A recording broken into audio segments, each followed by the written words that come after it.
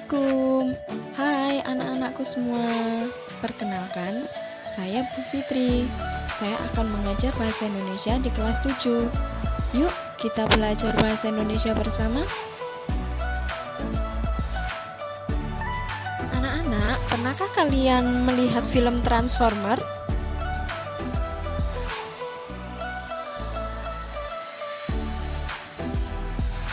Film Harry Potter?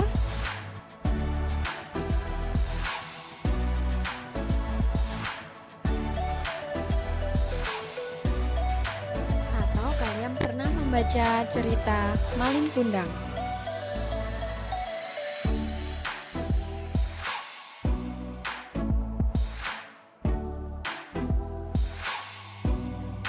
Atau membaca cerita fabel Kancil dan Buaya? Nah, itu semua adalah contoh dari cerita fantasi. Ciri-ciri cerita fantasi. Yang pertama, ada keajaiban atau sesuatu yang aneh dan misterius. Yang kedua, latar bisa menembus ruang dan waktu. 3, tokohnya unik atau tak biasa. Dan yang keempat, ceritanya fiktif semata atau tidak nyata atau tidak benar-benar terjadi. Setelah kalian mengetahui ciri-ciri cerita fantasi, kalian pasti penasaran kan, apa itu cerita fantasi?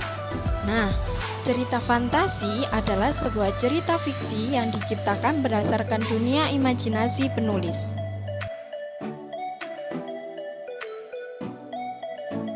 Unsur intrinsik dari cerita fantasi adalah unsur-unsur yang terdapat di dalam sebuah cerita. Yang pertama, tema. Kedua, tokoh. Yang ketiga, penokohan atau watak. Yang keempat, latar. Yang kelima, alur. Yang keenam, amanat. Tema. Tema adalah gagasan atau ide yang menjadi dasar terciptanya sebuah cerita. Contoh tema misalkan persahabatan, misteri, petualangan, dan lain-lain. Unsur intrinsik yang kedua adalah tokoh. Tokoh adalah seseorang yang mengalami peristiwa di dalam sebuah cerita. Contoh tokoh: Malin Kundang, Upin, Ipin, Nobita, dan lain-lain. Kemudian ada jenis-jenis tokoh. Yang pertama, tokoh utama. Tokoh utama adalah tokoh yang ditonjolkan dalam sebuah cerita. Misalnya, tokoh Doraemon, Upin dan Ipin. Yang kedua, tokoh pembantu atau tambahan adalah tokoh yang dimunculkan untuk mendukung jalannya cerita dan memiliki kaitan dengan tokoh utama. Contohnya, Suneo, Shizuka, Mail, Meimei, Jarjit, Esan, dan lain-lain. Atau watak. Penokohan atau watak adalah penggambaran watak atau sifat yang dimiliki oleh tokoh dalam cerita. Jenis-jenis penokohan. 1. Tokoh protagonis adalah tokoh yang mendukung cerita atau sifatnya baik. Misal Shiva, Conan, dan lain-lain. 2. Tokoh antagonis adalah tokoh yang menentang cerita atau jahat. Misal Ja'far dalam serial Aladdin, Buto Ijo, Si Buaya, dan lain-lain. 3. Tokoh tritagonis adalah tokoh pembantu baik untuk tokoh protagonis maupun antagonis. Misalnya Pak Ladusing, Suneo, Giant, dan lain-lain. Unsur intrinsik selanjutnya, latar.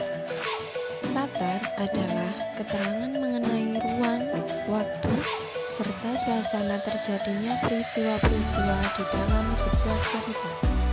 Jenis-jenis latar ada 3. Yang pertama, latar tempat, latar waktu, dan yang terakhir, latar suasana.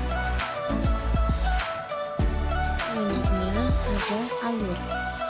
Alur adalah rangkaian peristiwa-peristiwa yang terjadi terjadi dalam sebuah cerita atau jalan cerita. Jenis-jenis alur. 1. Alur maju. 2. Alur mundur. 3. Alur campuran atau maju mundur. Dan yang terakhir adalah amanat. Amanat adalah pesan kehidupan atau pelajaran hidup yang ingin disampaikan pengarang kepada pembaca. Nah, anak-anak, setelah kalian mempelajari materi tentang cerita fantasi, selanjutnya kalian akan menyaksikan contoh cerita fantasi. Selamat menyaksikan. Kelinci yang rakus.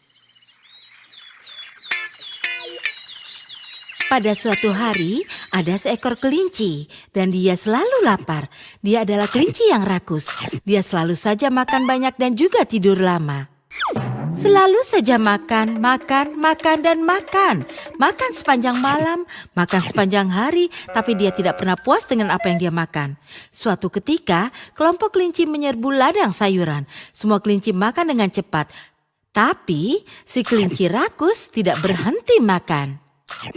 Salah seekor kelinci mengingatkan, "Hei kau makanlah dengan cepat. Kalau tidak pemilik ladang akan datang dan melempari kita dengan batu." Si kelinci rakus pun menjawab, "Tolong biarkan aku makan lagi, aku akan makan banyak. Lalu kita akan kembali." Kelinci rakus yang lapar terus saja makan, dan makan. Kelinci yang lain pun berkata, "Hei kau, makan dengan cepat. Lihat itu, pemilik ladang sudah terlihat. Dia akan segera mendatangi kita." "Oh, tidak apa-apa, dia belum sampai di bagian ladang ini. Tolong biarkan aku makan. Aku akan makan lagi, makan dengan banyak, lalu kita akan berlari pulang." Pada saat itu, pemilik ladang mulai mendekat dan semua kelinci mulai berteriak, "Lari, lari, pemilik ladang sudah tiba, lari semuanya." Semua kelinci mulai berlarian dan mulai melompat-lompat menjauh. Tapi si kelinci rakus tidak bisa berlari cepat, bahkan dia tidak bisa melompat karena dia terlalu banyak makan. Perutnya menjadi berat sekali. Semua kelinci bergegas dan melompat keluar dari pagar pembatas ladang.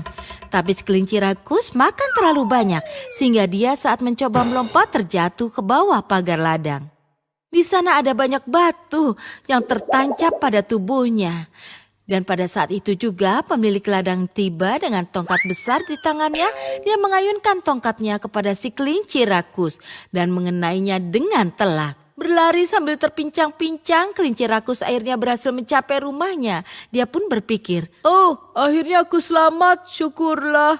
Dia mulai berjalan perlahan, tapi ada seekor rubah di belakangnya. Dan tiba-tiba rubah itu mulai berlari ke arah para kelinci. Semua kelinci lain masuk ke dalam rumah, tapi si kelinci rakus tertinggal jauh di belakang. Pada saat dia memasuki rumah, perutnya besar, amat berat, dan membengkak dengan makanan, sehingga dia tersangkut di pintu.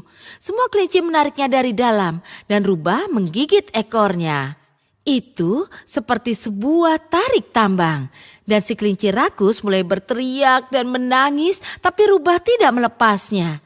Pada akhirnya ekor kelinci rakus putus. Dan rubah pun terjatuh dengan suara yang keras. Semua kelinci akhirnya berhasil menarik si kelinci rakus ke dalam rumah.